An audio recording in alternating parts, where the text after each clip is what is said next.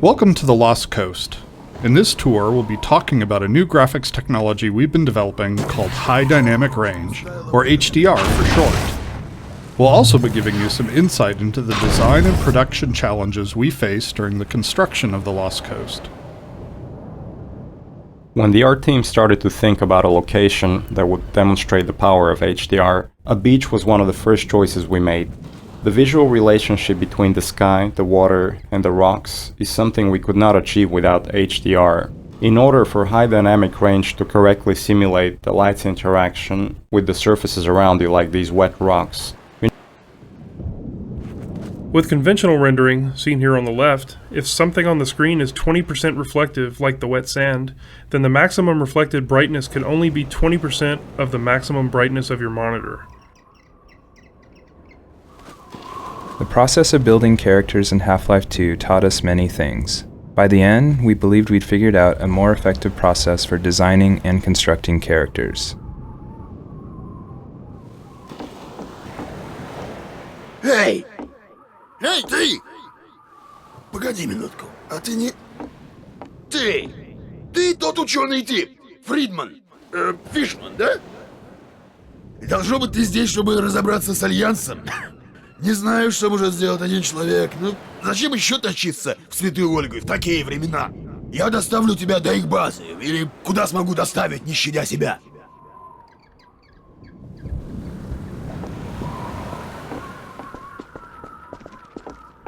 Water presents us with a lot of rendering challenges. In fact, we have to render the scene 3 times. Once for the refraction of what's under the water, once for the reflection of everything above the water, and once from the player's view.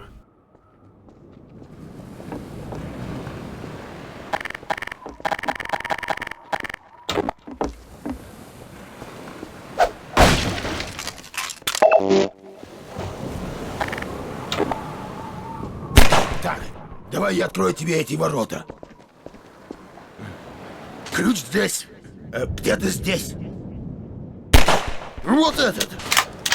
Пошли прямо сейчас, салага. Давай, заканчивай с той пушкой, не копайся.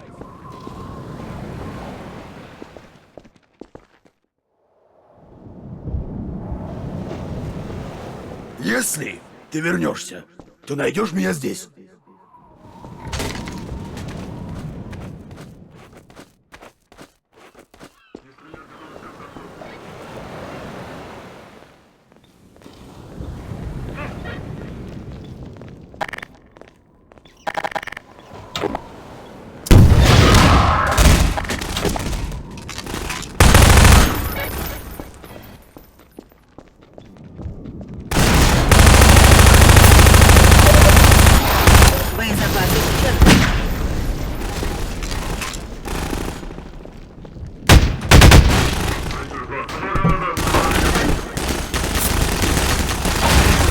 The area you're currently entering is called the Cliffside Arena.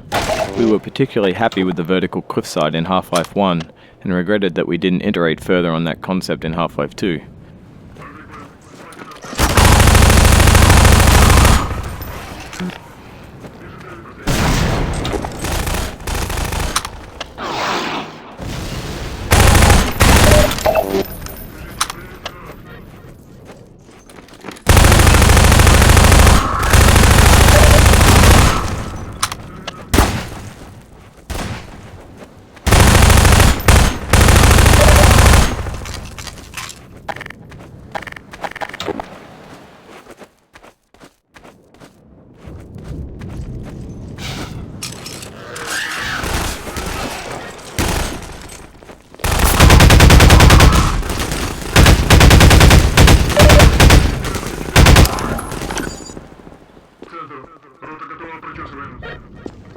One of the features of our HDR solution is dynamic tone mapping.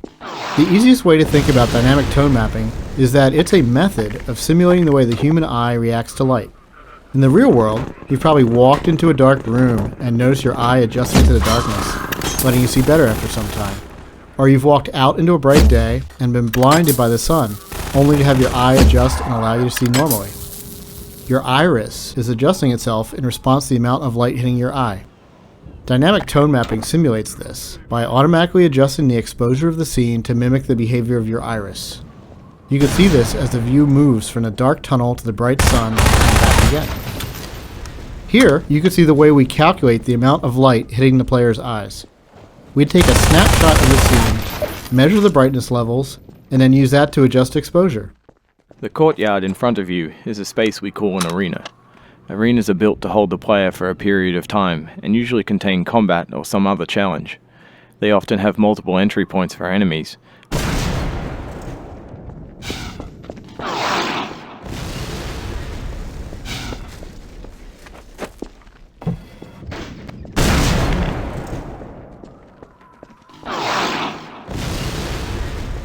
The source engine supports a wide variety of shaders. The refraction shader on the window here requires us to copy the scene to a texture, refract it, and then apply it to the window surface.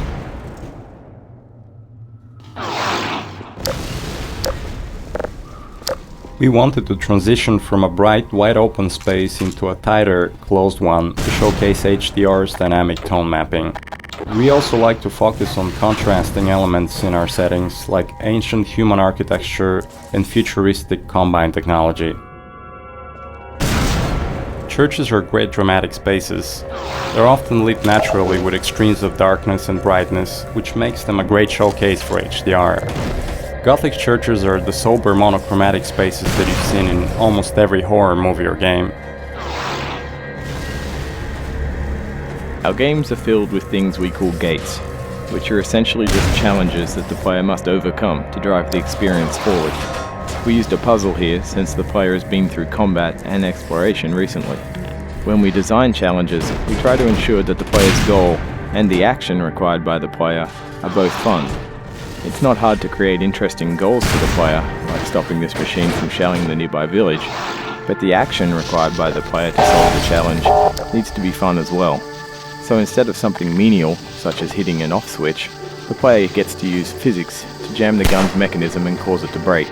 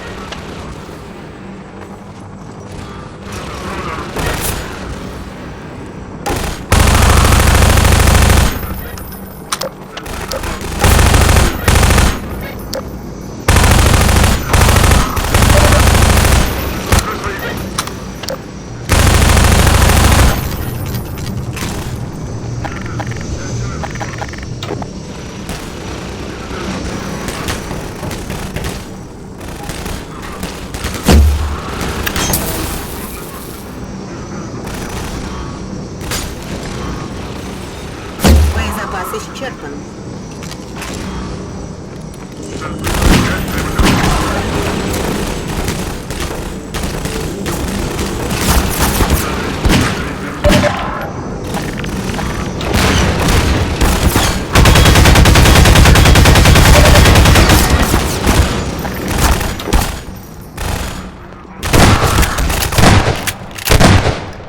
This marks the end of the Lost Coast tour. This has been an experiment on our part to see if our community would find it interesting to learn more about our development process. As always, we're interested in your feedback. I can be reached at gaben, Gaben, at valvesoftware.com.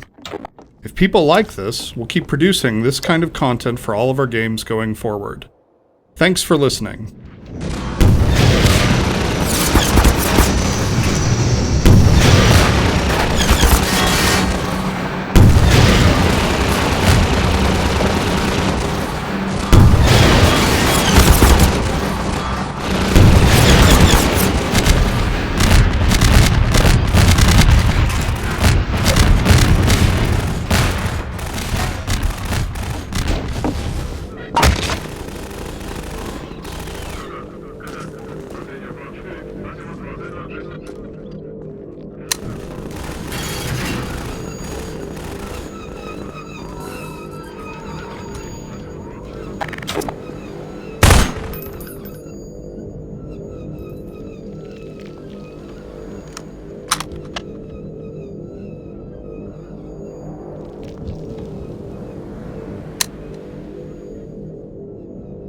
Парень, ты Обнаружен незначительный перелом.